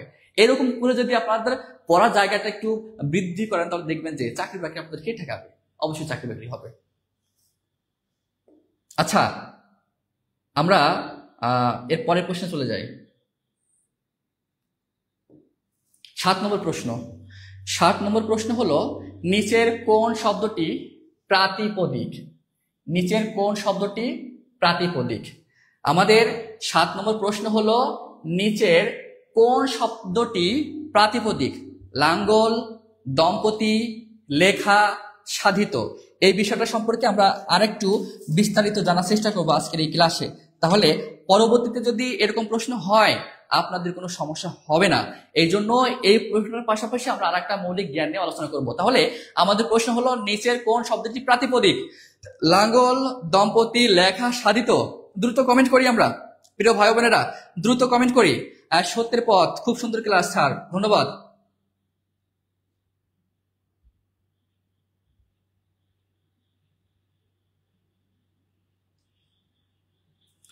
আচ্ছা, এরপরে অনিকা, নুসরত, দিতি, লেখা। লেখা কি? আফসানা, আঞ্জুম, লিজা, লাঙ্গল, এমডি, হাফিজ, নাজমুল, সাথে ক। আচ্ছা, এই প্রাতিপদিক হচ্ছে বিভক্তিহীন শব্দ, অর্থাৎ বিভক্তিহীন শব্দকে প্রাতিপদিক বলা হয়। বিভক্তিহীন শব্দকে কি বলা হয়? প্রাতিপদিক। তবে আমাদের এই প্রাতিপদিক যেহেতু পাঠ্যে আসছে, প্রশ্ন যেহেতু আসছে, তাহলে আমাদের এর আগে আর কিছু তথ্য আমাদেরকে জানতে হবে, আর সেটা হচ্ছে লগ্নক। সেটা কি? লগ্নক, ল গয়ন ক। এখন লগ্নকে যদি আমরা ভাঙি, কি হয়? লগ্ন যোগ অক, লগ্ন যোগ অক। আর এই লগ্ন শব্দের অর্থ হচ্ছে সংযুক্ত। লগ্ন শব্দের অর্থ কি? সংযুক্ত। এখন আমি মোটামুটি একটা বাক্যের মধ্য দিয়ে এই বিষয়গুলো একটু উপস্থাপন করার চেষ্টা করব, যে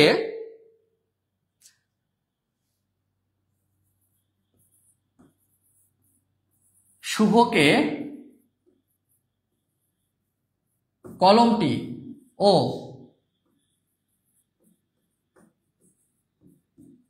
বইগুলো এখনই দিয়ে আসো। এটা কিন্তু আরো বেশি গুরুত্বপূর্ণ। দেখেন, আমাদের একটা বাক্য লিখলাম, শুভকে কলমটি ও বইগুলো এখনই দিয়ে আসো। এই যে দিয়ে আসো, এইটা হচ্ছে ক্রিয়া। এটা কি? ক্রিয়া। তো একটা বাক্যে যখন একটা শব্দ আর একটা শব্দের পাশাপাশি বসে, তখন কিন্তু অতিরিক্ত বর্ণ বা বর্ণ সমষ্টি যুক্ত হয়। কি হয়? লগ্নক মানে কি? অতিরিক্ত বর্ণ। লগ্নক মানে কি? অতিরিক্ত বর্ণ বা বর্ণ সমষ্টি। এখন একটা বাক্য যখন আমরা বলবো, তখন একটা শব্দের পর একটা শব্দ যখন স্থাপন করি, তখন অর্থ ঠিকঠাক রাখার জন্য যে অতিরিক্ত বর্ণ বা বর্ণ সমষ্টি বসে, ওইগুলোকে লগ্নক বলে। এখন লগ্নক কত প্রকার সেটা একটু দেখি। যেমন এই যে শুরু পরে কি আছে? কে। কলমটি, এই যে টি। বইগুলো, এই যে গুলো। আর এখন ই, এই যে ই। এখন আমরা তো জানি যে আমাদের বাংলায় বিভক্তি 7টা আছে। শব্দের পরে বিভক্তি বসে, প্রথমা, দ্বিতীয়া, তৃতীয়া, চতুর্থী, পঞ্চমী, ষষ্ঠী, সপ্তমী। তো এই যে কে, এই কেটা হচ্ছে এইখানে একটা বিভক্তি। এবার টি, এই যে টিটা, খানাখানি, এগুলোকে আমরা আর্টিকেল বলি, অর্থাৎ ভালো বাংলায় বলি নির্দেশক। ভালো বাংলায় কি বলি? নির্দেশক। এই যে গুলো, গুলি, গুলো, গণ, এগুলো কি? বচন। এগুলো কি? বচন, এক বচন, বহু বচন, এইটা। আর এখনই, এখন একটু প্রেসারাইজ করা হচ্ছে, চাপ দেওয়া হচ্ছে, এটাকে বলা হচ্ছে বলক। এটাকে কি বলা হচ্ছে? বলক। তাহলে একটা বাক্যে শব্দের পরে বিভক্তি বসতে পারে, নির্দেশক বসতে পারে, বচন বসতে পারে, বলক বসতে পারে, আর এইগুলোকেই বলা হচ্ছে লগ্নক। এগুলোকে কি বলা হচ্ছে? লগ্নক। আশা করি আজকের পর থেকে এই লগ্নক নিয়ে বা বিভক্তি, নির্দেশক, বচন, বলক এগুলো নিয়ে সমস্যা হবে না। এখন আমাদের প্রশ্ন হলো যে নিচের কোন শব্দটি প্রাতিপদিক? আর প্রাতিপদিক মানে হচ্ছে বিভক্তিহীন শব্দ। প্রাতিপদিক মানে কি? বিভক্তিহীন শব্দ। যেমন আমরা যদি এখানে একটু ব্যাখ্যা বা বিশ্লেষণ করি, তাহলে দেখব, আমরা এখান থেকে একটু মুছে দেই।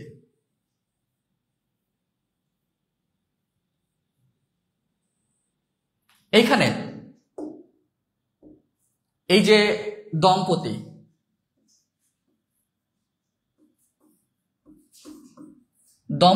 এই দম্পতিকে ভাঙলে কি হয়? দম ও পতি, বা এখানে আমরা বলতে পারি জায়া ও পতি। এখন জায়া মানে স্ত্রী, পতি মানে স্বামী। এটা কিন্তু সমাস। এটা কি? সমাস প্রক্রিয়া। এবার যদি লেখাকে ভাঙি,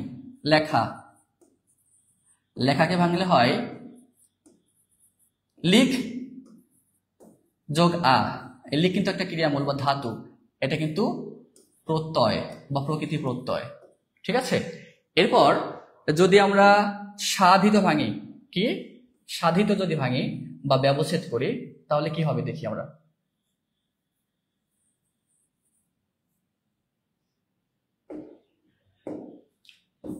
এই যে সাধিত,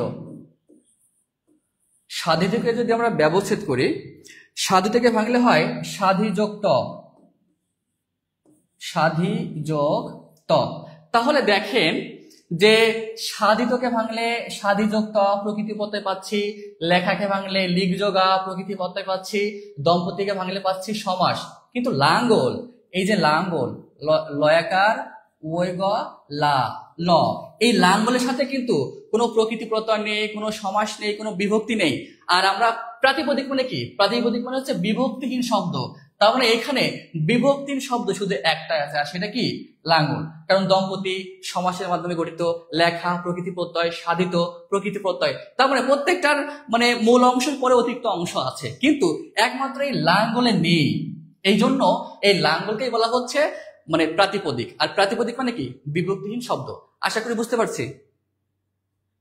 আচ্ছা, তাহলে আমরা একটু দ্রুত শেষ করি, যেহেতু রাত হয়ে গেছে। আমরা পরের প্রশ্নে চলে যাই।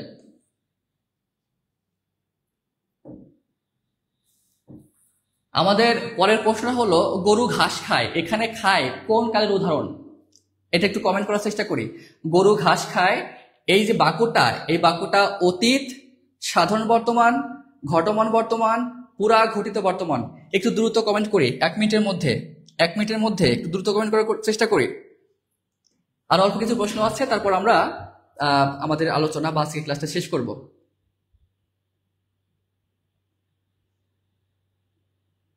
স্যার রাত হয়ে গেছে, আসলে আজকে অনেকটা রাত হয়ে গেছে। আমাদের আসলে লাইভ ক্লাসটা একটু পরে নেওয়া হয়েছে, যার জন্য রাত হয়ে গেছে, এই জন্য আমরা দুঃখিত। তবে আমরা দ্রুতই শেষ করে দেওয়ার চেষ্টা করতেছি। এখন এই যে গরু ঘাস খায়, এখানে খায় কোন কালের উদাহরণ। আসলে অতীত মানে কি, বাংলা থেকে আমরা ইংরেজি ভালো বুঝি। সাধারণ বর্তমান মানে হচ্ছে প্রেজেন্ট, প্রেজেন্ট ইনডেফাইনাইট। ঘটমান বর্তমান মানে হচ্ছে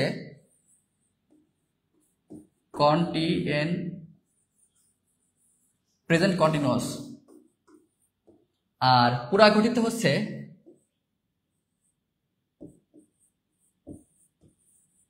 প্রেজেন্ট পারফেক্ট।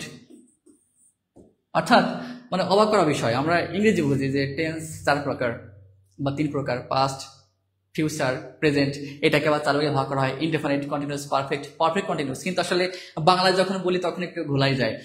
অতীতকে আমরা পাস্ট জানি, কিন্তু সাধারণ বর্তমান, ঘটমান বর্তমান, পুরা ঘটিত বর্তমান এগুলো সম্পর্কে আমরা জানি না। কিন্তু এটাকে যদি ইংরেজিতে তর্জমা করি তাহলে বুঝতে সুবিধা হবে। যেমন সাধারণ বর্তমান হচ্ছে প্রেজেন্ট ইনডেফিনাইট, ঘটমান বর্তমান হচ্ছে প্রেজেন্ট কন্টিনিউয়াস টেন্স, এটা কি হবে প্রেজেন্ট কন্টিনিউয়াস টেন্স।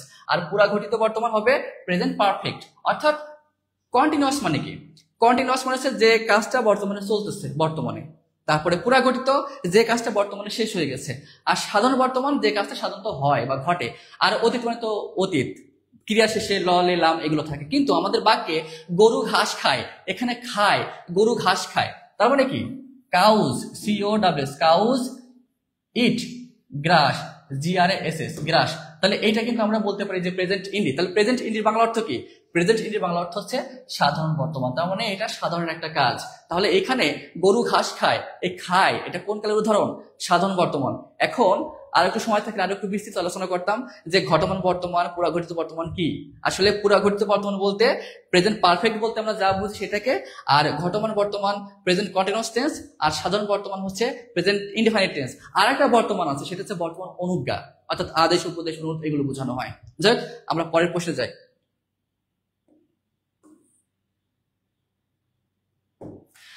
আমাদের পরের প্রশ্ন হলো একটা উপসর্গ থেকে। অনতিবিলম্বে সম্রাট সৈন্য সমবিবেহারে দুর্গম মরুপথে অভিযান করলেন। এই যে করলেনটা হচ্ছে একটা ক্রিয়াপদ, করলেনটা কি একটা ক্রিয়াপদ, কোনটা কি ক্রিয়াপদ। আর বাকি যে শব্দগুলো, বিশেষ করে এই যে সৈন্য, এই সৈন্যের মধ্যে কোনো উপসর্গ নেই। তারপরে মরুপথ, এর মধ্যে কোনো উপসর্গ নেই। কিন্তু অনতিবিলম্বে, সম্রাট, সমবিবেহারে, এরপর অভিযান, দুর্গম, এগুলোর মধ্যে উপসর্গ আছে। কিন্তু আমাদের প্রশ্ন হলো এই বাক্যে কয়টা উপসর্গ আছে? 9টা, 6টা, 7টা, 8টা। এখন আমি যদি আপনাদেরকে যদি বলি যে আসলে এই উপসর্গগুলো একটু ফাইন্ড আউট করেন, তাহলে রাত পোহায় যেতে পারে, ভোর হয়ে যেতে পারে। এই জন্য আমরা ওদিকে না গিয়ে আমরা একটু সমাধানে যাই, যেহেতু আমাদের সময় কম। আমাদের প্রথম শব্দটা কি? অনতিবিলম্বে। তাহলে এটাকে যদি আমরা ভাঙি, অন যোগ অতি, আর মূল শব্দটা হচ্ছে বিলম্ব। তার মানে অনতিবিলম্বে, এটাকে যদি আমরা ব্যবচ্ছেদ করি, ব্যুৎপত্তি করি, তাহলে কি হয়? অন আর অতি। তাহলে এখানে এই যে 1 নম্বর উপসর্গ, 2 নম্বর উপসর্গ। এরপরে যদি সম্রাটকে ভাঙি, সম্রাট, তাহলে সম যোগ রাজ, রয়াকার বর্গের জ যোগ কিপ, কয় দীর্ঘি প। তার মানে এই শব্দে এই অংশটা হচ্ছে মূল শব্দ, প্রকৃতি প্রত্যয়ের মধ্যে সাধিত হয়েছে, কিন্তু এই যে সম, এটা কিন্তু একটা উপসর্গ। তাহলে 3 নম্বর উপসর্গ আমরা পাইলাম। এরপরে কি আছে? সমবিবেহারে, তাহলে ওইটাকে ভাঙলে হয় সম যোগ অভি, আর ব্যাকে ভাঙলে হয় বি যোগ আ, আর মূল শব্দ হচ্ছে হারে। এই সমবিবেহারে মানে একত্রে অবস্থান। সমবিবেহারে মানে কি? একত্রে অবস্থান। তাহলে সমবিবেহারে এটাকে ভাঙলে কি হয়? সম যোগ অভি যোগ বি যোগ আ। তাহলে এখানে উপসর্গ 4, উপসর্গ 5, উপসর্গ 6। এরপরে কি আছে? দুর্গম। এই দুর্গমকে ভাঙলে হয় এই যে দূর যোগ গম, দূর যোগ গম। এই দূরকে আমরা দয়রস্যু র, এটা দিয়েও বুঝাইতে পারি। তাহলে এই দূর কিন্তু আর একটা উপসর্গ। তাহলে এটা কত নম্বর? 5 নম্বর। 1, 2, 3, 4, 5, 6। দুঃখিত, এটা 7 নম্বর। এটা 7 নম্বর। এরপরে কি আছে? দুর্গম। অনতি বিলম্বে সম্রাট সমবিবেহারে দুর্গম অভিযান। 1, 2, 3, 4, 5, 6। ও এখানে আর একটা আছে 7, আর এটা হচ্ছে 8 নম্বর হবে। এটা কত নম্বর হবে? এটা হবে 8 নম্বর। আর সর্বশেষ আরেকটা কি আছে? অভিযান। অভিযানকে ভাঙলে হয় অভি যোগ যান। এই অভি কিন্তু আর একটা উপসর্গ, তাহলে 9। তাহলে দেখেন আমাদের এই যে 9 দাগের যে প্রশ্নটা, অনতি বিলম্বে সম্রাট সৈন্য সমবিহারে দুর্গম মরুপথে অভিযান করলেন, বাক্যটি উপসর্গ রয়েছে কয়টি? মোট 9টি। এইটা আমরা কিভাবে পাইলাম? এই যে অনতি বিলম্বে অন অতি 2টা আছে, সম্রাটে সম একটা আছে, সমবিহারে সম যোগ অভিযোগ বিযোগ আ 4টা আছে, আর দুর্গমে কি আছে? দুর্যোগ গম একটা, আর অভিযানে কি আছে? একটা। এই সবকিছু মিলায়ে এই বাক্যে মোট কতগুলো উপসর্গ আছে? 9টি।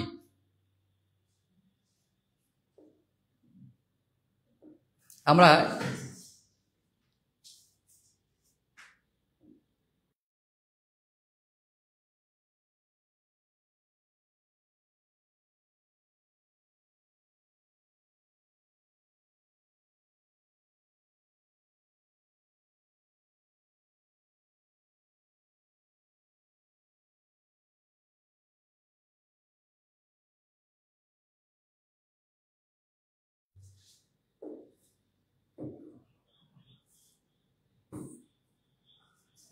আচ্ছা, আমাদের লাস্ট প্রশ্ন আজকে লাইভ ক্লাসের, আজকে আমাদের লাস্ট প্রশ্ন। বিপরীত শব্দ থেকে সুরভি এর বিপরীত শব্দ কি? সুরভি। সুরভি মানে কি? সুগন্ধি। সুরভি মানে কি? সুগন্ধি। আর এদিকে এই যে পুতি, এই পুতি মানে হচ্ছে দুর্গন্ধ। পুতি মানে কি? দুর্গন্ধ। পুতি মানে হচ্ছে দুর্গন্ধ। তাহলে এই সুরভি এর বিপরীত শব্দ কি হবে? দুর্গন্ধ।